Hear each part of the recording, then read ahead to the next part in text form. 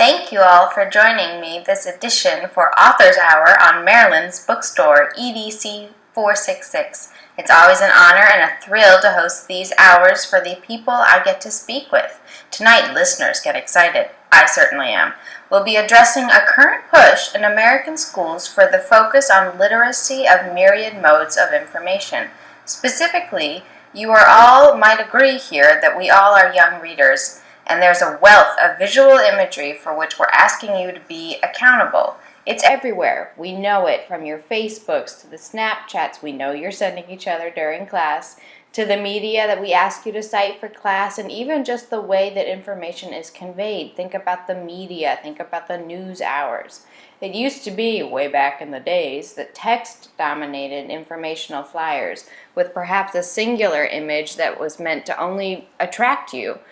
But the last piece, whose attention we're hoping to grab, that part has shifted focus away from the textual communication and opened up to this wider audience for whom English, or massive amounts of information conveyed via words, is not actually the most accessible language. Literacy rates around the country have plummeted partly as a result of this. Arguably, and perhaps our authors on tonight's show can advocate for this, there are still genres of text that may be, even as verbal literacy rates decrease, that these forms of new text, or that have always been here, this kind of writing has become even more powerful, not only for those reading and studying it, but indeed for those who are also writing it. Listeners, I'd like to introduce to you all Dr. Angela Wiseman, whose work on adolescent literacy through poetry. Now kids, don't turn us off. Poetry isn't old white men in puffy shirts anymore. Later on, we'll discuss how poetry already exists in your worlds, actually, so really do hang on. This work by Dr. Angela Wiseman is absolutely fascinating. Angela, thanks so much for taking the time to be with us tonight. My pleasure, absolutely. So let's get right to it. Why, and I'm sure I'm speaking for everyone, and especially my young listeners who are reading, or maybe reading a transcript later on, should we care about poetry, and why should we even bother to teach it? Great question, Rachel, and everyone, I'll be direct.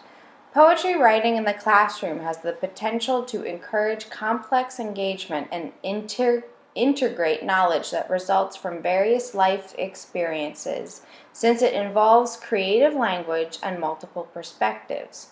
When students are provided with opportunities to write about topics that resonate with them and use their own ways of thinking about the world, their educational experiences and literacy learning are enhanced.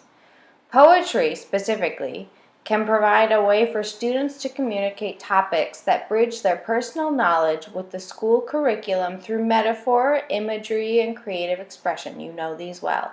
Furthermore, poetry can introduce the understanding that comes from being engaged in multiple contexts, cultures, and identities, where both the students and the teachers themselves contribute to the curriculum and communicate their learning. Wow, what great points, Dr. Wiseman.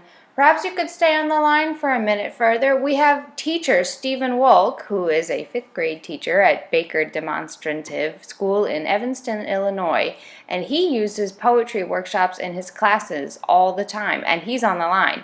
Oh, sure, Stephen and I go way back. Grand, so just bear with me while I bring him up.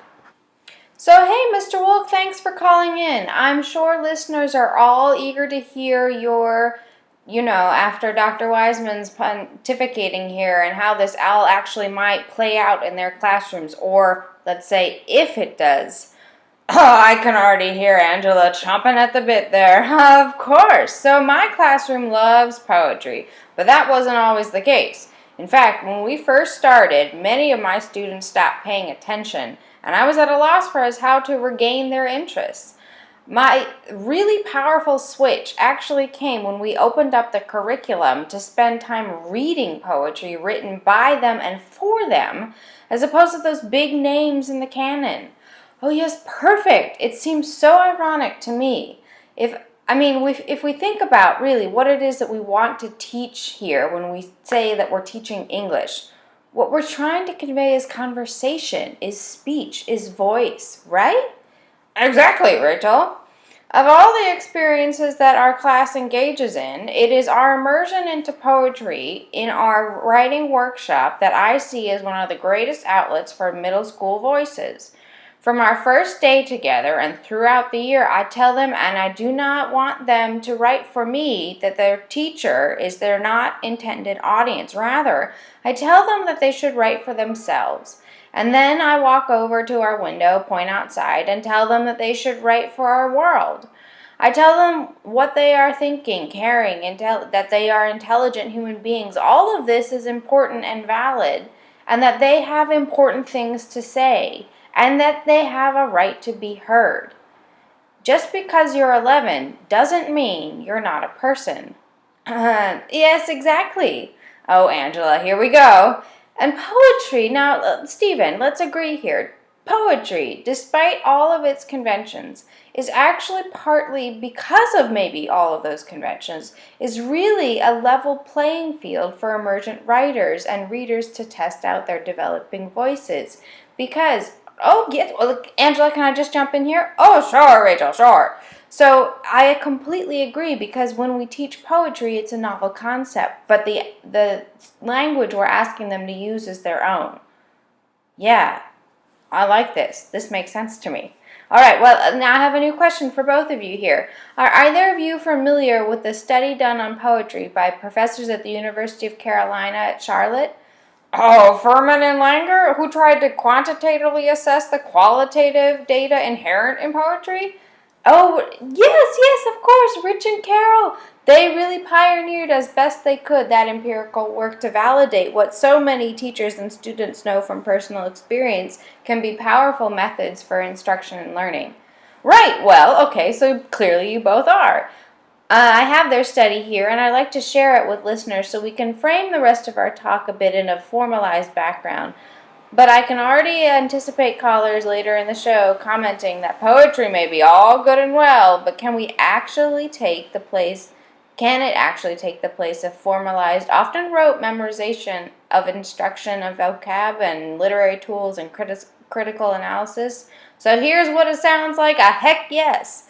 According to these researchers, much as a performance scholar uses their performance to embody the experience, understudy, and thus more fully understand it, poetic responses let us more fully understand the intimate experiences of the topic under study. In this way, they claim, the writing itself becomes a method of inquiry as we examine the meanings in the first set of poems through our own thoughts, feelings, and memories, which, as we have talked earlier in EDCI 466, readers and listeners, you'll remember that is one of those reader response opportunities.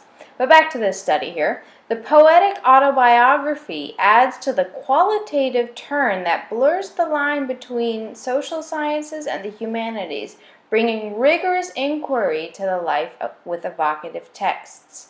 So thank you all for joining me thus far in the show. We've heard from 2 scholars and 1 teacher, and they've brought some really interesting perspectives. But let's go ahead and reach out to some of these really cool authors who are writing for this new push here for literacy in myriad forms. But most specifically, I'd like to highlight, readers and listeners, get excited, it's Kwame Alexander. So joining me here is Mr. Cameron, and we're going to talk with him and Alexander about his work, The Crossover. And how did the title for the story come about? What does The Crossover mean?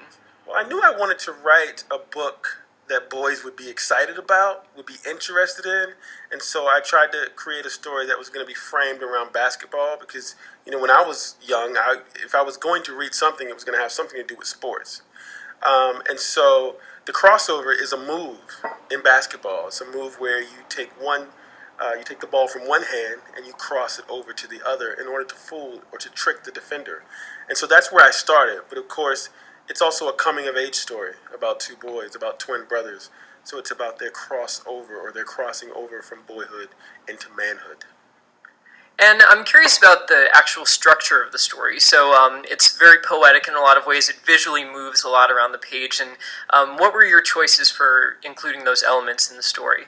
Yeah, if I could just add too, it's really interesting that there's this push with young readers to start publishing as novels in verse poems. And I think that's a really interesting move in terms of broadening its reader appeal, Kwame. So could you speak to that a little bit as well? Mom says your dad's old school, like an old Chevette. You're fresh and new, like a red Corvette. Your game's so sweet, it's crepe Suzette. Each time you play, it's all net. Mm. I knew that this book had to be poetry. When you think of basketball, when you think of, Carmelo, when you think of LeBron, when you think of these awesome basketball players, and you see them on the court, it's like poetry in motion. The way they Yes. move, the way they pass, the way they dunk the ball. And so I thought that poetry would be the best way to capture that energy from the court on the page. That's so true. That is so true. Also, I realized that when you look at poetry on the page, it's not a lot of words. It's a lot of white space. And so even the most reluctant reader is going to be interested in picking up this book, perhaps, because they're not going to be too intimidated by all the ink on the page. That's so true. Oh my goodness. Thank you, Kwame. Thank you, Mr. Cameron. That was great. Let's see if we can bring another author in, readers. Have any of you heard of Brown Girl Dreaming by Jacqueline Woodson? Well, if you haven't, you're probably going to have to go to the library right after the show. But Jacqueline, you wrote a really interesting novel in verse form as well as Kwame.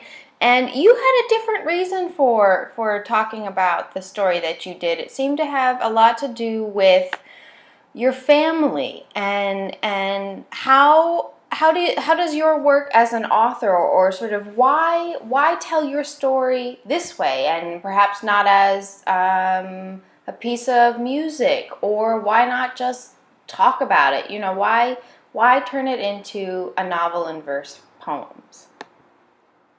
I think the thing I try to do as a writer is bring worlds to the page. And I think what happens with readers is they step inside those worlds and they experience them in a way that they might not in their real life. And so it gives them a chance to think about bigger society and the greater good. I mean, absolutely. The constant question kids ask themselves is, if it was me, what would I do? How would I engage with how would I treat the Jesus boy? How would I treat Sean? Who would I be? Sure. Would I be Franny, or would I be someone else in this? Or Madeline, is her name?